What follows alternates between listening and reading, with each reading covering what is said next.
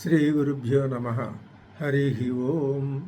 శృతిస్మృతిపురాణానామాలయం కరుణాలయం నమామి భగవత్పాద శంకరం లోకశంకరం.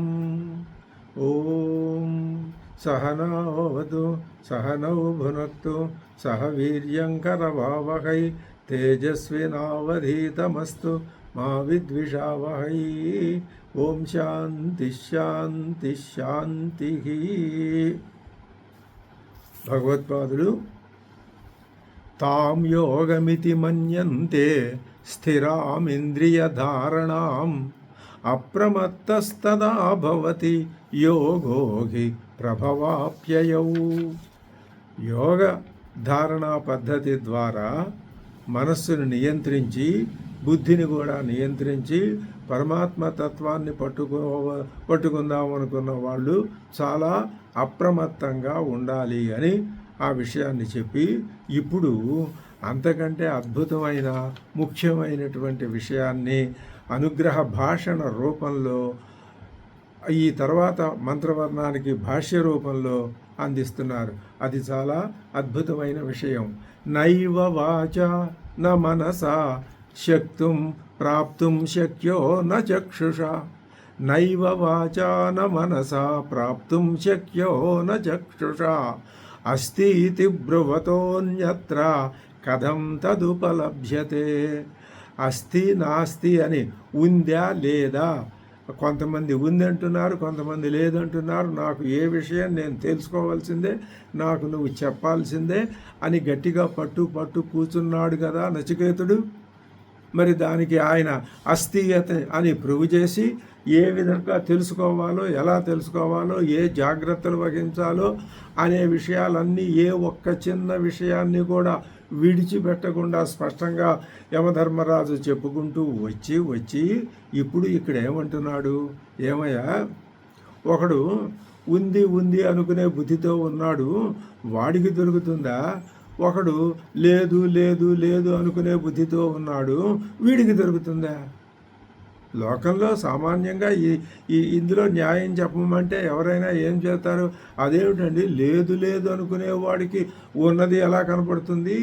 వాడు కనీసం ఉందని అనుకుంటే అది ఉంది, ఉండటం ఎప్పుడూ ఉంది. ఆ ఉండటాన్ని లేదనుకునే వాడికి ఆ ఉండటం ఎలా కనిపిస్తుందండి? ఉండడాన్ని ఉంది అనుకునేవాడికే ఉండడం కనిపిస్తుంది. ఇది కొంచెం వినడానికి చిక్కుగా ఉన్నా చాలా సూక్ష్మమైన అతి తేలికైనటువంటి విషయం. నైవ వాచ న మనసా ప్రాప్తుం శక్య న చక్షుష. కళ్ళతో కానీ మనస్సుతో కానీ మాటలతో కానీ ప్రాప్తుం న శక్య, పొందటానికి శక్యమైనది కాదు. అది ఎలాగంటావా? లోకం రెండు రకాలుగా ఉంది. అస్థితి బ్రువత. ఒక ఆయన బ్రువత చెప్తున్నాడు, అస్థి నేను చూస్తున్నానంటున్నాడు, నాకు తెలుసు అంటున్నాడు, ఉంది అంటున్నాడు. అన్యత్ర అతడి కంటే వేరైన వాడికి కథం తదుపలభ్యతే. అది ఎలా లేదు ఉన్నదనేవాడికి వ్యతిరేకం ఎవరు? లేదనేవాడికి ఉన్నదనే ఎలా కనిపిస్తుందయ్యా? అదే చెప్తున్నారు భగవత్పాదులు. న ఏవ వాచ న మనసా చక్షుష న అన్యైరపి ఇంద్రియై ప్రాప్తుం శక్యతే ఇత్యర్థ. ఆ మూడే కాదు, ఇంకా మిగిలిన ఏ ఇంద్రియమైనా పట్టురా, ఏ ఇంద్రియం చేత కూడా అది పొందబడదు. తథాపి, ఏమిటి తథాపి? అయినప్పటికీ, ఏమైనప్పటికీ సర్వ విశేషరహిత అపి. పరమాత్మ తత్వంలో విశేషాలు లేవయ్యా. ఏమండి, పరమాత్మ తత్వంలో విశేషాలు లేవా? అసలు విశేషాలు ఉన్నాయా లేవా? విశేషాలు ఉన్నాయా? ఎందుకు లేవు? ఎక్కడున్నాయండి? ఇదిగో ఇవన్నీ కనిపించేవన్నీ అవే. మరి పరమాత్మ తత్వంలో లేవంటున్నారు. ఆ పరమాత్మే ఈ విశేషాల్లోనే ఉన్నాడు. ఈ విశేషాలు ఆ పరమాత్మ లేకపోతే లేవు. ఈ ఒక్క ఈ శ్లోకం మొత్తానికి ఒక్కటే పాయింట్ ఆధారం. ఆభరణాలలో బంగారం ఉంది, బంగారం లేకపోతే ఆభరణాలు లేవు. ఆభరణాలు లేకపోయినా బంగారం ఉంటుంది. ఇది అద్భుతమైన విశ్లేషణ. ఆభరణాలన్నింట్లోనూ బంగారం ఉంది. బంగారం ఉంటేనే ఆభరణాలు ఉంటాయి. ఆభరణాలు లేకపోయినా బంగారం ఉంటుంది, దాని పాటికి అది ఉంటుంది. అలాగే ఈ సమస్త సృష్టిలోనూ అంతర్లీనంగా దాన్ని నియమిస్తూ చెప్పాడుగా. సూర్యుడు చంద్రుడు ఎంత వజ్రోద్యతకరైన అన్ని విషయాలు చెప్పుకుంటూ వచ్చాడుగా. అలా ఆయన చండశాసనుడులాగా దీన్ని అంతా నడిపిస్తున్నాడు. మనం ఆయన నడిపిస్తున్నాడు అని ఎవరో ఒక రాజుగారిని చెప్పుకొచ్చినట్టు అలా కాదు. అలా చెప్తూ ఉంటే ఏమర్థమవుతోంది మనకి అంటే, ఇవన్నీ ఆభరణాలు, ఇవన్నీ కూడా ఆ ఉండటం అనేది ఉంటేనే ఇవన్నీ ఉంటాయి. ఆ ఉండటం లేకపోతే ఈ విశేషాలు ఏవి ఉండవు. విశేషాలు లేకపోయినా ఉండటానికి డోకా లేదు. ఈ ఒక్క పాయింట్ మనం ఎంత బాగా డీప్గా అవగాహన చేసుకుంటే ఈ రెండు శ్లోకాలనే కాదు, మొత్తం కఠోపనిషత్తు అనే కాదు, సర్వోపనిషత్తులు ఈ ఒక్క భావం మీద ఆధారపడి ఉన్నాయి. అదే చెప్తున్నారు. అస్తి ఇతి బ్రువతోన్యత్ర కథంతదుపలభ్యతే. ఉండటం అనేది ఉండగా ఆ ఉండటాన్ని లేదనే వాడికి ఈ ఉండటం ఎలా కనిపిస్తుందయ్యా? అదే చెప్తున్నారు. తథాపి ఏంటి తథాపి సర్వ విశేష రహిత అపి జగత మూలం. బంగారంగానే ఉందనుకోండి, అందులో ఏమైనా విశేషాలు ఉన్నాయా అండి? ఏమీ లేవు. ఆ విశేషాలు ఎక్కడి నుంచి వచ్చాయండి? బంగారంలో నుంచే వచ్చాయి. ఏమిటండి ఆ విశేషాలు? ఏమిటా? కాసుల పేరు, కంటె, వడ్డాణం, నెక్లెస్, ఉంగరం, ఇవన్నీ విశేషాలే. అలాగే సర్వ విశేషరహిత అపి జగత మూలం ఇది అవగతత్వాతు అని నీకు అర్థమైందా లేదా? ముందు ఆ మాట చెప్పు. అర్థమైందండి. అయితే ఇంక మరి ఉన్నట్టే. అవగతత్వాత్ ఏవ కార్య ప్రవిలాపనస్య అస్తిత్వనిష్టత్వాత్. ఇంకొక మాట చెబుతాం. ఈ విశేషాలన్నీ కార్యాలని చెప్పాం కదా, కారణం ఏది? బంగారం. ఈ కార్యాలన్నీ ఎక్కడ ప్రవిలాపనం అయిపోతాయండి? ఆ బంగారంలోనే, కారణంలోనే. అప్పుడేది ఉంటుంది? అదే ఉంటుందండి. ఇవన్నీ దేంట్లో ప్రవిలాపనం అయిపోతాయి అంటావు? కారణంలోనండి. ఇవన్నీ అంటే అర్థం ఏంటండి? కార్యములన్నీ దేంట్లో ప్రవిలాపనం అవుతాయండి? కారణంలోనండి. కాబట్టి కారణం ఎప్పుడూ ఉంటుంది. అంటే లోక దృష్టితో మీరు ఈ కార్యకారణ సంబంధం చూడటం కాదు అది. తథాహి ఇదం కార్యం సూక్ష్మ తారతమ్య పారంపర్యేణ అనుగమ్యమానం సద్బుద్ధినిష్టామేవ అవగమైతే. అందుకనే ఎంత లాజికల్గా చెప్పారండి. ఇంద్రియాల దగ్గర అసలు అన్నింటికీ ప్రధానం ఇంద్రియాలే. నిన్ను చెడగొట్టేది ఇంద్రియాలే, నిన్ను బాగు చేసేది ఇంద్రియాలే. ఒక్కొక్క ఇంద్రియం కంటే దానికంటే పైది పరమైనది, దానికి పరమైనది అని సూక్ష్మ తారతమ్య పారంపర్యేణ ఆ వరుస ప్రకారం చెప్పుకుంటూ ఆ పారంపర్యంలో ఉండటం అనేది అనుగమ్యమానం అనువృత్తి అవుతున్నదా లేదా? దేంట్లోకి? సద్బుద్ధికి, ఉండనే బుద్ధిలోనే ఇవన్నీ అనుగమ్యమానం అవుతున్నాయి. దానికే దారితీస్తున్నాయి. యదాపి సరే విషయ ప్రవిలాపనైన ప్రవిలాప్యమాన బుద్ధి.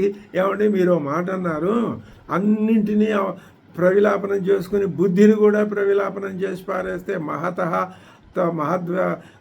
అదేది మహత్తత్వం ఉంటుందండి, హిరణ్య గర్భతత్వం ఉంటుందండి. అది కూడా ప్రవిలాపనం అయిపోతే పురుష సా కాష్ట సా పరాగతి అని చెప్పారండి. ఈ బుద్ధి అవన్నీ లేవండి అని చెప్పాం, నిజమే. ఒక మాట ఇప్పుడు చెప్తాం విను. బుద్ధి తదాపి సా సత్ప్రత్యయ గర్భ ఏవ విలీయతే. ఆ బుద్ధి ఉంది చూసావా, అది విలీనం అయిపోతుంది దేంట్లో? మహత్తత్వంలో. ఎలాగా? ఉంది ఉంది ఉంది ఉంది అనుకుంటూనే మహత్తత్వంలో విలీనం అయిపోతుంది. కాబట్టి బుద్ధి పోయినా ఉంది అనేది పోదు. అది గొప్పతనం. ఇది శంకర భగవత్పాదుల యొక్క విశ్లేషణ. ఇది అర్థమైతే చాలు, మనకి చిక్కుముడులన్నీ విడిపోతాయి. సత్ప్రత్యయ గర్భ ఏవ విలీయతే. ఎందుకని ఇక్కడ లోకోత్తరమైన ఒక అద్భుతమైన మొత్తం ప్రపంచంలో ఉన్నటువంటి హేతువులు, కారణాలు, తర్వాత తర్కాలు, మొత్తం శాస్త్రాలు, లాజిక్ అన్నింటికీ అతీతమైన ఒకానొక అద్భుతమైన రూలింగ్ సందేశం ఇస్తున్నారు భగవత్పాదులు. ఏమని? బుద్ధిర్హీన ప్రమాణం సదసతోహో యాథాత్మ్యావగమే. అబ్బాయి ఏం చెప్పి ఇలాంటి వాక్యాలు చెప్పడానికి భగవత్పాదులు తప్ప మరెవరు సమర్థులు? అంత స్థాయిలో అంత వేదాంతాన్ని, ఉపనిషత్తులన్నీ చక్కగా వేదాంతాన్ని అరటిపండు గొలిచి చేతిలో పెట్టినంత తేలిగ్గా బోధిస్తడానికి వచ్చిన సందర్భంలో ఇలాంటి వాక్యాలు ఉంటేనే కానీ వినేవాళ్ళ యొక్క బుద్ధుల్లో ఉన్నటువంటి ఆ అనిశ్చిత స్థితి తొలగిపోదో, ఆ తొలగిపోవటానికి మూల కారణమైనటువంటి ఒక అద్భుతమైన మాట. ఇలాంటి రూలింగ్స్ చాలా ఉన్నాయి భగవత్పాదుల్లో. ఇవన్నీ ఒకచోట పోగేసి దాన్ని బట్టి ఆయన తత్వాన్ని, ఆయన పర్సనాలిటీని, ఆయన యొక్క గుణగణాలని, ఆయన చెప్పిన మాటల్ని, ఇప్పుడు ఏ మనిషి అయినా అంత స్థాయికి వెళ్ళినవాడు లోపల ఒకటి ఆలోచించి ఇక్కడ ఒక మాట చెప్పి అక్కడ ఇంకో మాట చెప్పడం అది అవసరం లేదు ఆయనకి. ఇందులో ఇంకా లోతుకెడితే మనం కాంట్రవర్సీల్లోకి వెడతాం. వద్దు, అక్కర్లేదు కాంట్రవర్సీల్లోకి. మన ప్రయోజనం ఏమిటి అంటే ఎట్లాగోట్లా 4 రోజులైనా, ఒక రోజైనా, ఒక గంట అయినా, 10 నిమిషాలైనా, చివరికి చచ్చే ముందు 1 నిమిషమైనా జీవన్ముక్తి తత్వాన్ని అనుభవించి వస్తే చాలు. ఇక్కడ అనుభవించిన 1 నిమిషమే నీకు తర్వాత జీవితాన్ని ప్రసాదిస్తుంది. అది నమ్మకం. ఏమనుకున్నావు? ఈ శరీరం పోయే లోపల ఆ జీవన్ముక్తిని ఎంతకాలం వీలైతే అంతకాలం అనుభవించాలి. ఇంకా అనుభవించే దశ రాలేదు. స్పష్టంగా, నిర్మోహమాటంగా, నిజాయితీగా చెప్పాలంటే రాలేదు. అందుకోసం ప్రయత్నం చేస్తున్నాం. అది 1 నిమిషమైనా, 1 గంట అయినా, ఎంతో కొంతసేపు అనుభవిస్తే చాలు. ఇదే మనకి పునాది, ఇదే కారణం. దేనికి అంటే రాబోయేటటువంటి దీంట్లో కాలంలో ప్రత్యేగాత్మతత్వాన్ని ఇంకా ఎక్కువగా భావన చేయగలిగిన స్థితిని తెచ్చుకోవటానికి. ఇది నిజాయితీగా చెప్పుకునే మాట తప్ప కలబొల్లి మాటలుగా మనం చెప్పుకోవాల్సిన అవసరం ఎవరికీ ఉండదు, సాధకులైన వాళ్ళకి. అదే చెప్తున్నారు. ఏమని అంటే బుద్ధిర్హీన ప్రమాణం. మనకి ప్రమాణం ఏదండి? బుద్ధే. ఏ విషయంలోనండి? సదసతోహో, సత్తు కానీ అసత్తు కానీ. సత్ అంటే ఏమిటండి? అసత్ అంటే ఏమిటండి? ఏమిటా? సత్ అంటే ఉండటం అయ్యా. మరి అసత్ అంటే దానికి వ్యతిరేకం. అది ఏమంటే సత్ అంటే ఉండటం అన్నారు, బాగానే ఉంది, ఉండటం అనేది ఉంది. అసత్ అంటే లేకపోవటం అన్నారు, లేకపోవటం కూడా ఉందా అండి? ఇంకా అప్పుడు 2 ఉన్నట్టే కదండి. నీ వింత తెలివి దీనే వితండవాదం అంటారు. ఈ వితండవాదాలని కట్టిపెట్టడానికే ఈ వాక్యం చెప్తున్నారు. సదసతోహో యాథాత్మ్య అవగమే. ఈ యాథాత్మ్య అనే మాట ఎంత చక్కటి బ్రహ్మాండమైన మాట. ఈశావాస్యోపనిషత్తు దీంతోటే మొదలుపెట్టారు స్వామివారు. యాథాత్మ్య అంటే ఆత్మ యొక్క యథాతథ స్థితి. యాథాత్మ్యావగమే అంటే ఆత్మ యథాతథ ఎలా ఉన్నదో దానిని నువ్వు అలా పట్టుకోవాలి తప్ప నేను ఇలాగే పట్టుకుంటాను, నేను ఇలాగే పట్టుకుంటాను ఇంకొకడు మరొకడు తయారైతే నా ఆత్మ వేరు, ఆయన పట్టుకున్న ఆత్మ వేరు. ఇదంతా లోకం, ద్వంద్వ ప్రవృత్తి. ఇది కాదు. ఇంకా ఇంత మాట యాథాత్మ్యావగమం అని ఇంత మాట చెప్తుంటే ఇంకా ఇన్ని రకాలైనటువంటి మరి ఆ మాట అనవసరం అనకూడదు వాదాలు భేదాలు ఎందుకు వస్తున్నాయండి? అసలు రావాల్సిన అవసరం ఏముందండి? ఇంత స్పష్టంగా శంకర భగవత్పాదులు యాథాత్మ్యం అంటే అర్థం ఏమిటి? ఆత్మ ఎలా ఉందో అలాగా. ఒక ఆయనేమో ఇలా ఉందంటాడు, 2గా ఉందంటాడు. సరే, ఇవన్నీ మనకు వద్దులండి. ఇప్పుడు బుద్ధిర్హీన ప్రమాణం సదసతోహో యాథాత్మ్య అవగమే. ఆత్మ ఆత్మ ఎలా ఉందో అలా తెలుసుకోవటానికి నీ దగ్గర ఉన్న ప్రమాణం ఏమిటయ్యా? బుద్ధే. బుద్ధి అంటే ఇంకా లోపలికి వెడితే మనస్సే. మనస్సు అంటే ఇదిగో ఈ ఇంద్రియాలకి కారణమే ఈ మనస్సు ఉందండి. దీనికి గట్టిగా మనం ట్రైనింగ్ ఇచ్చుకుంటే అసలు నీకు మోక్షము, పురుషార్థాలు ఇవన్నీ పక్కన పెట్టేయండి. వద్దు, పరమాత్మ ఆ మాట వద్దు. బాగా లోకంలో వాడి వాడి వాడి అరిగిపోయింది ఆ మాట, అది వద్దు. ప్రత్యేగాత్మ వద్దు, ఏది వద్దు. నీలోనే ఉందిగా మనస్సు, దీన్ని పట్టుకో గట్టిగా. ఏం చేయమంటారు? దీన్ని పట్టుకొని దీనికి రోజు ఒక గంట సేపు. ఇప్పుడు పోలీసులు ఏం చేస్తారంటే ఒక దొంగ దొరికితే ఆ దొంగతో అబద్ధం చెప్తున్నాడు అనుకుందాం. ఇట్లాంటి ఉదాహరణ మనం చెప్పకూడదు. సరే, ఎందుకని చెప్పకూడదు? అద్వైతంలో దొంగ దొర ఇవే ఎక్కడున్నాయండి? ఇదంతా జీవతత్వం అండి ఇది. దానికి కారణం ఏమిటి? అది వేరు, లోకంలో ఉండే ఉదాహరణ చెప్పుకోవటానికి. అలాగే ఇప్పుడు ఏమిటనమాట, నీ మనసును నువ్వు పట్టుకొని దానికి రోజు శిక్ష వెయ్యి. అనవసరమైన జోలికి వాటి వెళ్ళవద్దు అని. అప్పుడు నోరు మూసుకొని వచ్చి అదే సరిగ్గా దారిలో పడుతుంది. ఇంకంతే సార్, అంత అప్పుడు నీకు ఉపనిషత్తు విజ్ఞానం అంతా అప్పుడు వస్తుంది. అప్పటిదాకా ఎలా ఉంటుంది? ఆనకట్ట కడితే నీళ్లు ఎలా ఆగిపోతాయో అవన్నీ అక్కడ ఆగిపోయింది విజ్ఞానం అంతా, ఉపనిషత్తు జ్ఞానం. ఇప్పుడు ఆ గేట్లు తెరిచారు, ఇక ఉపనిషత్ జ్ఞాన స్రవంతి ప్రవహిస్తూ పోతున్నది. ఎప్పుడు నీ మనస్సుకు ఎదురు లేదుగా, అక్కడ సంకల్ప వికల్పాలు లేవుగా. బుద్ధిర్హీన ప్రమాణం సదసతోహో యాథాత్మ్య అవగమే.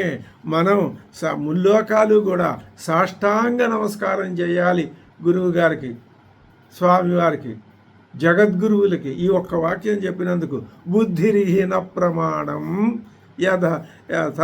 సదసతోహో యాథాత్మ్య అవగమే. ఒకటి ఉన్నదని కానీ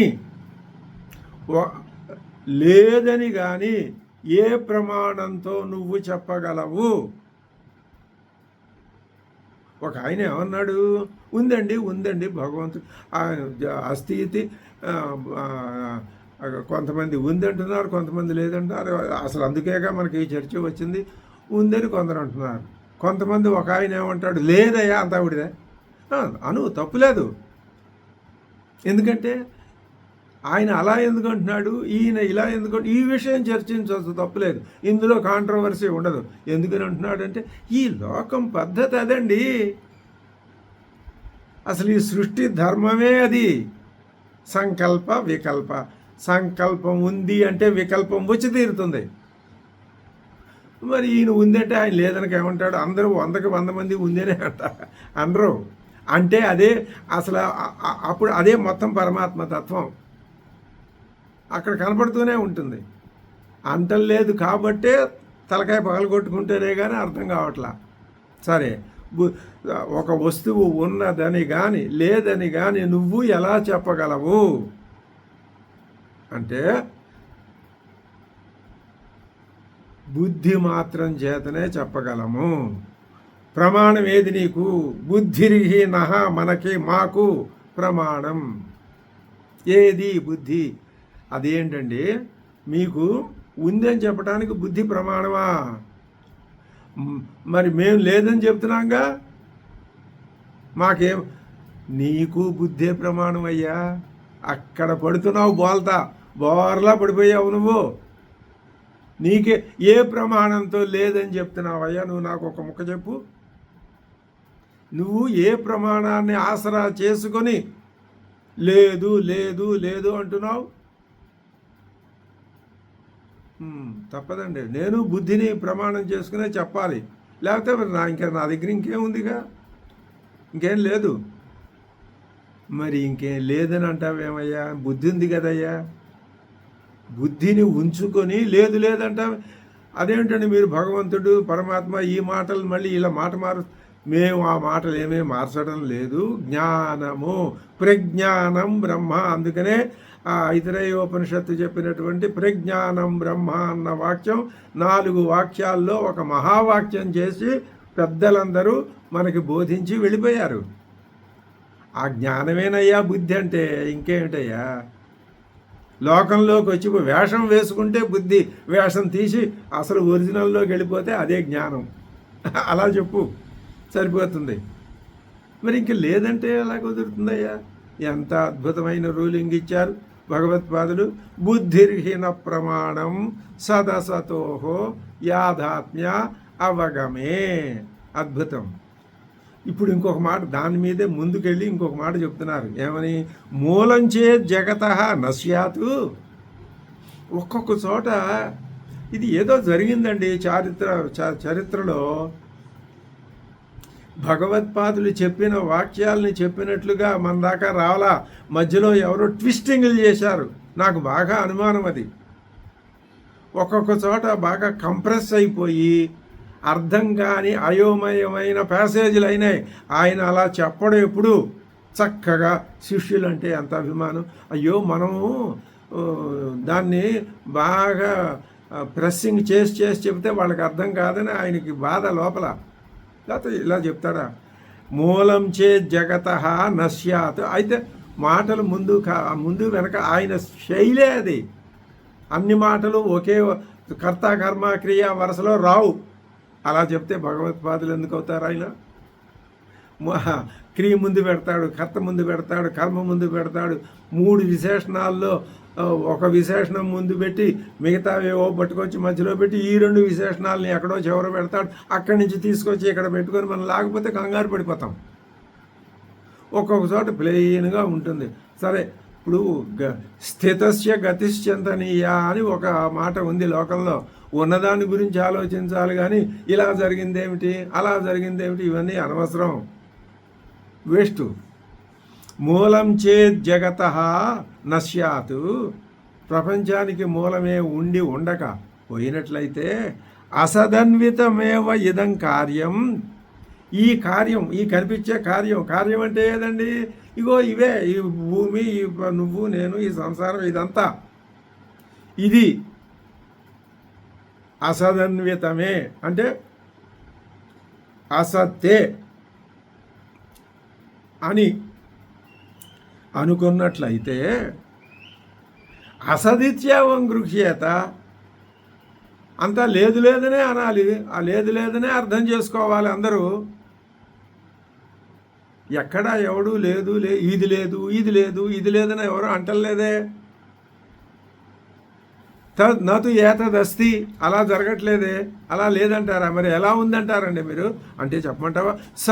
సతు ఇచ్చేవతు గృహ్యతే. అబ్బా, మహానుభావుడు శంకర భగవత్పాదులకి ఎన్నిసార్లు సాష్టాంగ ప్రణామం చేస్తే మన రుణం, ఆయన రుణం మనం తీర్చుకోగలం? సతు ఇచ్చేవతు గృహ్యతే లోకే. ఉంది అనే అంటాడే కానీ ఎవ్వడైనా చూడు చివరికి ఉత్తమోత్తమ నాస్తికుడైనా ఉంది అనే మాట అనాల్సిందే. నా శరీరం ఉంది, నా భార్య ఉన్నది, నా పిల్లలు ఉన్నారు అనాల్సిందే. అంతే తప్ప నా శరీరం లేదు, నా భార్య లేదు, నా పిల్లలు లేరు అని అంటాడా అండి? అనడు. లోకం ఏముంటుంది? సతు ఇచ్చేవ గృహ్యతే యథా మృదా. అంతే తప్ప నా అసతు అని ఎవరైనా అంటున్నారండి? అంటలేదు కదా. మీకు చిన్న ఉదాహరణ దృష్టాంతం చెప్పమంటారా? యథా మృదాది కార్యం ఘటాది మృదాజన్వితం. కొండలు ఉన్నాయి. ఆ కొండ, ఈ కొండ ఉందా? ఘటాది కార్యం అది మృదాజన్వితం. ఈ కార్యానికి కారణం ఉండాలి కదా. ఈ కొండ ఉందా లేదా? ఉంది. ఎలా ఉంది? దేని వలన ఉంది? మట్టి వలన ఉంది. కొండ ఉన్నది మట్టి వలన.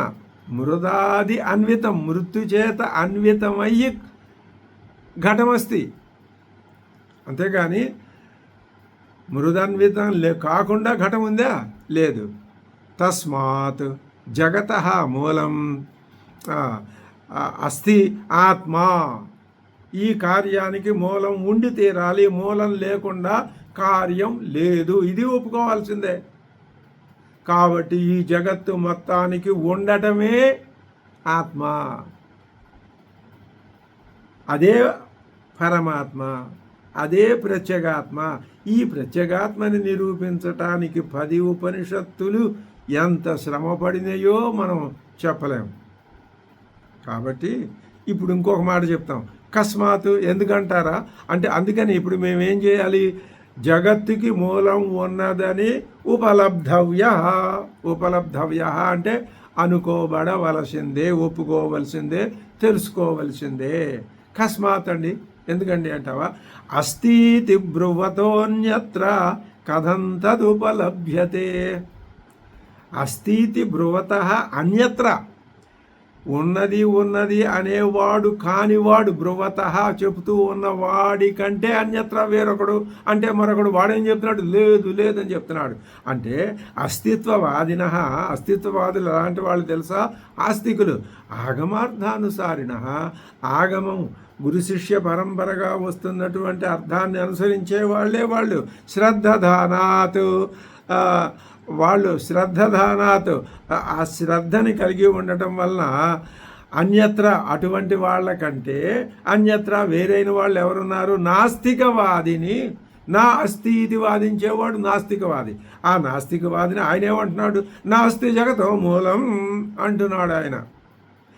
ఆత్మ జగత్తుకు మూలం అని మీరు చెప్పే ఆత్మ లేదు.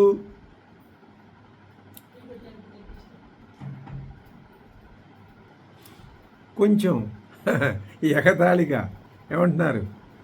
అస్థీతి బ్రువత అంటే అస్తిత్వవాదిన ఆగమార్థానుసారిణ శ్రద్ధధానాత్, ఆ శ్రద్ధ గలవాడై ఆగమార్థాల్ని అనుసరిస్తున్నటువంటి అస్తిత్వవాది కంటే అన్యత్ర వేరొకడు ఎవరైనా నాస్తికవాదిని. ఆయన ఏమంటున్నాడు? నాస్తి జగతో మూలం ఆత్మ, ఈ జగత్తుకు మూలమైన ఆత్మ లేదండి. నిరన్వయమేవ ఇదం కార్యం, ఈ కార్యం నిరన్వయం అండి, దీంట్లో వర్తించి వచ్చేది ఏది లేదండి. మనం ఏమన్నాము? ఈ సృష్టి అంతటినీ అదే అన్వయిస్తున్నది, సృష్టి అంతట్లోనూ అదే ఉన్నది. ఆభరణాలన్నింటినీ బంగారమే అన్వయిస్తున్నది, బంగారమే ఆభరణాలుగా బంగారమే ఆభరణాలై కనిపిస్తున్నది. అంటే ఈయనేమంటాడు? నిరన్వయమేవ ఇదం కార్యం, ఇది నిరన్వయం అండి.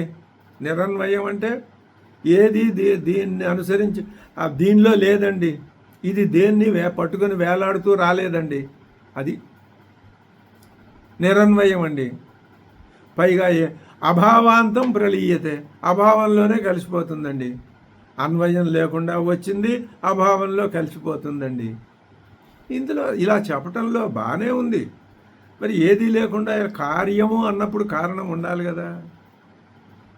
ఆ కారణం దానికి అదే కారణం అండి, దానంతటా అదే పుడుతుంది అని చెప్పారు. అది ఇక్కడ చెప్పలేదు కానీ చాలా వాళ్ళు ఈ వాదం కూడా చాలా పటిష్టంగానే ఉంటుంది. అది చదివితే మనకి అదే నిజం అనిపిస్తుంది. అందుకనే బుద్ధిర్హీన ప్రమాణం సదసతోర్యాధాత్మ్యావగమే. ఆ ఒక్క వాక్యం నీ బుద్ధి ఆలోచించుకో. నీకు అసద్వాదమే ఇష్టమయ్యే పక్షంలో అదే అనుసరించు. కానీ మనం ఒకే మాట చెప్పుకుంటున్నాం అన్వయక్రమంతో. అలా కొన్ని వందల జన్మలు అనుకున్న తర్వాత అయినా నీకు చిచి ఇదేమిటి నేను ఇలా అనుకుంటున్నానని అనిపిస్తుంది. ఇప్పటికిప్పుడు ఈ జన్మలో అనిపించదు. అదే ఆగమం అంటే. అభావాంతం ప్రవిలీయతే ఇది మన్యమానే విపరీత దర్శని. అటువంటి ఆయన ఉండగా కథం తద్ బ్రహ్మ తత్వత ఉపలభ్యతే. నీకు తత్వం ప్రకారం దాని తత్వం అంటే దాని మూల తత్వం, దాని అసలు తత్వం నీకు ఎలా తెలుస్తుందయ్యా? ఏమండి మీరు ఇప్పుడు ఏమన్నారు? అసలు తత్వం అన్నారు. అసలు తత్వం కాక కొసర తత్వం కూడా ఉంటుందా? ఉంటుంది. అది ఎక్కడుందండి? ఇదిగో ఇదంతా అదే. అసలు తత్వం ఎక్కడుందండి? అదే నువ్వు వెతికి పట్టుకో. ఎలా వెతికి పట్టుకోవాలండి? ఈ కొసర తత్వాన్ని పట్టుకుని బాగా ఎక్కడిదక్కడ విడదీసేయి. అసలు తత్వం ఇందులోనే కనిపిస్తుంది. అయితే ఇప్పుడు ఇదంతా ఎందుకుందంటారు? ఎందుకుందా? నీకు అసలు తత్వాన్ని చూపించటానికి ఈ కొసర తత్వం, ఆత్మని చూపించటానికి ఈ అనాత్మ ఉన్నదయ్యా. ఈ నాస్తికవాద పక్షాన్ని తిరస్కరించారు. ఇప్పుడు ఇంకొక మాట కూడా చెప్తున్నారు. ఏమని? తస్మాత్ అపోహ్య అసద్వాది పక్షం. అసద్వాది అంటే సద్వాదికి వ్యతిరేకి అయిన వాడు. ఆ పక్షాన్ని అపోహ్య తొలగించి ఇప్పుడు ఏమంటున్నారు? ఒక చక్కటి ఉపదేశం ఇస్తున్నది ఉపనిషత్తు. ఏమని? అస్తి ఇత్యేవోపలబ్ధవ్య తత్వభావేన చ ఉభయో. మనం ఇప్పుడే చెప్పుకున్నాం, కొసరు అసలు. అసలు తత్వం ఎప్పుడూ ఉంటుంది. ఈ కొసరు తత్వమే దాన్ని ఆలంబనం చేసుకుని వస్తుంది, పోతుంది. కానీ ఈయన ఏమన్నాడు ఇక్కడ అంటే, నిరన్వయమేవ ఇదం కార్యం అభావాంతం ప్రళీయతే అన్నారు. పూర్తి వ్యతిరేకంగా. అది ఉంటేనే దాంట్లో నీ బింబం ఉంటేనే అద్దంలో ప్రతిబింబం అయ్యా. నీ బింబం నువ్వు దూరంగా ఉండి అద్దంలో అక్కడెక్కడో అద్దం పెట్టి అందులో నీ ప్రతిబింబం చూపించు, లేదు. అలాగే ఇప్పుడు ఏమంటే అస్తి ఇత్యేవోపలబ్ధవ్య తత్వభావేన చ ఉభయో. ఉభయో రెండు విధాలుగా. ఏ రెండు విధాలండి? ఇదిగో ఈ కొసరుని చూసి దీన్ని చూస్తే నీకు అది గుర్తు రావాలి. అన్నింట్లోనూ ఎందుకు గుర్తొస్తుంది? అన్నింట్లోనూ అది ఉంది కాబట్టి. అది లేకపోతే ఇవి లేవు కాబట్టి. బంగారం లేదా ఆభరణం లేదు కాబట్టి. ఉండటం అనేది లేకపోతే వస్తువు లేదు కాబట్టి. వస్తువు ఎందుకుంది, ఎలా ఉంది, ఎప్పుడుంది? ఉండటం అనేది ఉంటేనే వస్తువు ఉంది. ఉండటం లేకపోతే వస్తువు లేదు. ఇది అసలు విడదీయలేని ధర్మం ఇది. ఏమి అలా చెప్పారు? అస్థి ఇత్యేవోపలబ్ధవ్య అంటే అన్నింట్లోనూ అస్తిత్వాన్ని చూడు. తర్వాత తత్వభావేన చ. కాదండి, ఈ వస్తువులు వాళ్ళు ఉంటాయి, రేపు పోతాయి. అవును, పోతాయి. పోయినా ఇవి పోయినా పోకుండా ఉండేది, ఇది అద్భుతమైన విషయం. ఈ వస్తువులు పోయినా పోకుండా ఉండేది ఒకటి ఉంటుంది, తెలుసా? ఉంటుందండి. అది తత్వభావేన చ. అది తత్వం, ఇది దాని విభూతి. ఇలా చెప్పు. తరంగము సముద్రము రెండూ ఉన్నాయి. తరంగం ఏమిటండి? సముద్రం యొక్క విభూతి అయ్యా. అంతేగాని తరంగం వేరు సముద్రం వేరు కాదయ్యా. ఈ సృష్టి వేరు పరమాత్మ తత్వం వేరు కాదయ్యా. ఈ సృష్టి అది దాని విభూతి ఇది. నా విభూతి, సముద్రం యొక్క విభూతి తరంగాలు, బుద్బుదాలు, నూరుగు, ఇవన్నీ. ఇవి లేకపోయినా సముద్రం దాని పాటికి అది ఉంటుంది. ఆభరణాలు లేకపోయినా బంగారం హాయిగా ఉంటుంది. ఈ భావం ఎంత మనస్సుకి గట్టిగా పడితే, పట్టకపోతే అసలు మనకి ఒక అడుగు కూడా ముందు పడదు. ఏమిటి ఇన్నిసార్లు చెప్పుకుంటాం అనుకోకూడదు. అస్తి ఇత్యేవోపలబ్ధవ్య తత్వభావేన చ. రెండు రకాలుగా కూడా ఉభయోహో రెండు విధాలుగా. అస్తి ఇత్యేవోపలబ్ధస్య తత్వభావ ప్రసి. రెండు భావాలు అంటే అన్నింట్లోనూ అస్తిత్వాన్ని చూడటం, తత్వాన్ని చూడటం. అన్నింట్లోనూ అస్తిత్వాన్ని చూడగలిగిన వాడికే తత్వభావం ఎదురుకుండా వచ్చి సాక్షాత్కరించి దగ్గరికి తీసుకుని ఒళ్ళోకి తీసుకుని లాలించి తనలో ఐక్యం చేసుకుంటుంది. అదే ముక్తి అని స్పష్టంగా ఈ మంత్రవర్ణం చెప్తున్నది.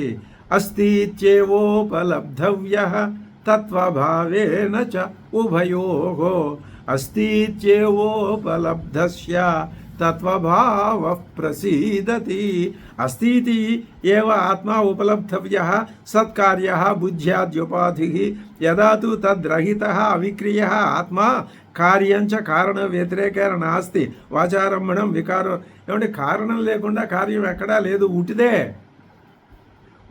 అది ఎలాంటిది? వాచారంభణం, మాటల్లోనే తప్ప అక్కడ నిజంగా వస్తువు అనేది లేదు. ఇప్పుడు యదాతు తద్రహితః అవిక్రియః ఆత్మా, ఎప్పుడైతే ఆ విశేషాలు లేకపోయినా, తర్వాత తన విభూతి అంటే దీనికి ఉదాహరణ చెప్పుకుంటే, ఆభరణాలు లేకపోయినా బంగారంలాగా వికారాలు లేకపోయినా తదాతు ఆత్మ, ఆ ఆత్మ ఇక్కడ చెప్పుకోవాలి. తదా యస్య నిరుపాధికస్య అలింగస్య సదసదాది ప్రత్యయ విషయత్వ వర్జితస్య ఆత్మనః తత్వభావ. తత్వభావం అంటే అర్థం చెప్తున్నారు. అంటే తదా అప్పుడు నిరుపాధికస్య ఇవన్నీ అస్తమించిపోయినాయండి. ఇవన్నీ లేవు, ఉపాధులు లేవు, అలింగం గుర్తుపట్టే లక్షణాలు ఏవీ లేవు. సదసదాది ప్రత్యయ విషయత్వ వర్జితం. సదస ఉందని లేదని ఈ ప్రత్యయం, నమ్మకం, ఈ ఆలోచనలు, భావాలు, ఊహలు ఇవన్నీ లేవు. లేకపోయినా సరే ఏదైతే ఉంటుందో అది తత్వభావము, అదే ప్రత్యగ్రూపము, అదే పరమాత్మ స్వరూపము, అదే సర్వవ్యాపకము, అదే శుభ్రము, అదే శుక్రము, అదే సనాతనము, అదే పురాణము. అజోనిత్య శాశ్వతోయం పురాణో, అంతా అదే. తేన చ రూపేణ ఆత్మ ఉపలబ్ధవ్య. ఆ రూపంతోనూ నువ్వు ఆత్మను పట్టుకోవాలి. తత్రాపి ఉభయోహో, రెండు విధాలుగా చూస్తే సోపాధిక నిరుపాధికయో. ఇప్పుడు ఇక్కడ రెండు మాటలు వచ్చాయి, ఇది బాగా గుర్తుపెట్టుకోవాలి. సోపాధికం, నిరుపాధికం. సోపాధికం అంటే ఇగో ఈ కనిపించే ప్రతి వస్తువు, నేనుతో సహా మొదలుపెట్టి అన్ని వస్తువులు ఉపాధులువి. ఈ ఉపాధుల్ని ఆశ్రయం చేసుకుని ఉన్నది ఆత్మ. అప్పుడు ఇది సోపాధికం. బంగారం అన్ని ఆభరణాల్లోనూ ఉంది, అప్పుడు సోపాధికం. ఆభరణాలన్నీ ఉన్నాయి, సోపాధికం. ఆభరణాలు ఏమీ లేకపోయినా బంగారం ఉంటుందా? ఉండదా? ఉంటుంది, అది నిరుపాధికం. ఇది అర్థం. ఇంకెంతకంటే స్పష్టంగా మనం చెప్పుకోలేము. ఉపాధులతో కూడి ఉన్నా, ఉపాధులు లేకపోయినా సోపాధిక నిరుపాధికయోహో అస్తిత్వ తత్వభావయోహో. అక్కడ తత్వభావం అంటే దాని మూల స్వరూపం ఇక్కడ ఉన్నట్టుగా కనపడటం, ఉండటం. ఇవి ఇందులో ఏదండి అంటే నిర్ధారణార్థే షష్ఠి. అంటే ఈ రెండు ఉన్నాయి, ఈ రెండింటిలో ఏది నిర్ణయం చేసుకోవాలి నువ్వు అంటే దానికి చెప్తున్నారు. రెండు ఉన్నప్పుడు నిర్ధారణ చేసి చెప్పడానికి షష్ఠి విభక్తి వాడతారట, అది వ్యాకరణ సంప్రదాయం. సరే, అస్థితి ఏవో ఈ రెండింటిలో నేను మూలాన్ని పట్టుకుంటానండి. అందుకనే కర్మ ఉపాసనలకి బలీయమైన స్థానం. అవి లేనిదే నీకు మరి తత్వభావం అర్థం కాదు. కర్మ విరహితుడికి, ఉపాసన రహితుడికి యోగాన్ని చెప్పింది కూడా అందుకే. అయితే మనలో మనమాట మీరు ఇవన్నీ నేను కర్మలు చెయ్యటం లేదు, అవి మొదటి నుంచి. కాకపోతే ఏమిటయ్యా అంటే ఈ మన దేవతార్చన ఇలాంటివి, సంధ్యావందనాది క్రియలు అవి ఉంటాయి. ఉపాసన ఇవి లేకపోయినా ఇహకృతాతు పూర్వకృతాత్ ఆ వాసన బలం ఉండటం వల్ల మనం ఈ ప్రయత్నం చేస్తున్నాం. కానీ అవి అవసరమే. అవసరం అంటే ఆ బలం ఉంది, సరే, అది అంతకంటే వివరణ అనవసరం. అది ఇప్పుడు ఏమంటున్నాడు? పూర్వం అస్తి ఇది ఏవ ఉపలబ్ధస్య ఆత్మనః సత్కార్యోపాధికృత అస్తిత్వ ప్రత్యయేన ఉపలబ్ధస్య ఇత్యర్థః. అంటే మొట్టమొదటి ముందుగా ఉన్నది అని తెలుసుకున్న వాడికి అసలు కార్య జగత్తులో ప్రతి కార్యంలోనూ అనువృత్తమానం అవుతున్నది సద్రూపమైన పరమాత్మ ఉన్నది అని ముందుగా సంకల్పం ద్వారా నువ్వు అనుకొని నిర్ణయం చేసుకుంటావో, అది అటువంటి ప్రత్యస్తమిత పశ్చాత్ తర్వాత వీటన్నింటినీ లయింపజేసుకొని ప్రత్యస్తమిత సర్వోపాధి రూప ఆత్మనః తత్వభావ విదిత అవిదితాభ్యాం అన్య అద్వయ స్వభావ నేతి నేతి ఇది కాదు విదిత అవిదిత రెండు స్వభావాల్ని కలిగి ఉండి ఇది కాదు అన్నీ కొట్టివేయబడగా ఏది మిగులుతుందో అదే ఆత్మ అని అస్థూలమనను అహ్రస్వం అని కూడా తైత్రీయోపనిషత్యాది శృతి నిర్దిష్ట ఆత్మ. శృతులన్నీ ఆయా ప్రమాణాలను చూపించి ఆత్మతత్వాన్ని నిర్ధారించి చెప్తున్నాయి. కాబట్టి అది ప్రసీదతి, అటువంటి ఆ ఆత్మ తత్వభావేన ప్రసీదతి. నువ్వు అన్నింట్లోనూ అస్థి తేలిక మాట ఇది, చాలా తాత్పర్యమైన మాట, ఫలితార్థమైన మాట. అన్నింట్లోనూ అస్తిత్వాన్ని చూస్తేనే దానికి నీకు ఆ తత్వభావం స్వాత్మానం వివృణోతి, తనని తాను వచ్చి నీ ఎదురు పెట్టుకుంటుంది. అది ఇది లేకపోతే అది అసలు రాదు అనే చెప్తారు. ఇది ఉపలబ్ధవ్య ఇత్యర్థ. ఇప్పుడు ఈ 2 శ్లోకాలు చాలా అద్భుతమైనటువంటి శ్లోకాలు. ఏ రెండవి?